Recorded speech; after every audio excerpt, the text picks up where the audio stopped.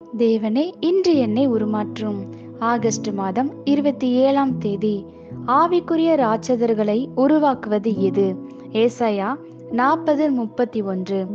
கர்த்தருக்கு காத்திருக்கிறவர்களோ புதுபலன் அடைந்து கழுகுகளைப் போல செட்டைகளை அடித்து எழும்புவார்கள்.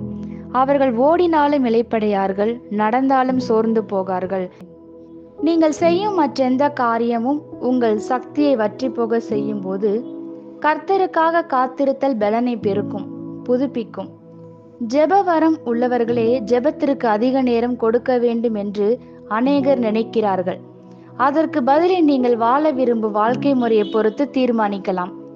சோர்ந்து போன நம்பிக்கையற்ற வாழ்க்கை வேண்டுமா, அல்லது கழுகுகளைப் போல செட்டைகளை அடித்து எழும்பும் வாழ்க்கை வேண்டுமா? கர்த்தருக்காக காத்திருத்தலே சரியாக துவங்குதல். நீங்கள் சோர்ந்து போகும் நேரம் உங்கள் ஓட்டத்தை நிறுத்தி தனியே வந்து காத்திருக்க வேண்டிய நேரம்.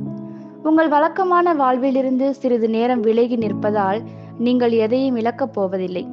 மாறாக தேவன் உங்கள் வாழ்விற்குள் வந்து முழுமையாக உங்களை ஆளுகை செய்ய அனுமதிக்கும் ஒரே வழி இதுதான். மேலான உயரங்களுக்கும் முயற்சிகளுக்கும் நீங்கள் ஆற்றல் ஊட்டப்பட்டு தூண்டிவிடப்படுகிறீர்கள். புதிய பலத்தோடு யுத்தத்தை சந்திக்க நீங்கள் தயாராகுகிறீர்கள். அது பிசாசிற்கு பயமூட்டுகிறது. அவன் நம்பிக்கை இழக்கிறான். அவருடைய பிரசன்னத்தில் தங்கியிருப்பது உங்களுடைய முதற் பலனை பெற்றுத்தரும். பின் நீங்கள் முடிவில்லாமல் பலத்தின் மேல் பலத்தை பெற்றுக்கொள்கிறீர்கள். காத்திருத்தலின் ரகசியத்தை அறிபவர்கள் ஞானவான்கள். அவர்கள் ஒரு நாளும் சோர்வடைவதில்லை. காத்திருத்தலுக்கு பின் எழும்புதலும் பறத்தலும் வருகிறது. ஒன்றும் அவர்களை தடை செய்யாது. மனித இதயத்திற்கு தோன்றாத பகுதிகளில் பிசாசின் கண்களுக்கு மறைவாக அவர்கள் நடக்கிறார்கள். எப்பொழுது காத்திருக்க வர வேண்டும் என்று அவர்கள் அறிவதால் அவர்கள் பலன் என்றும் வறண்டு போகாது.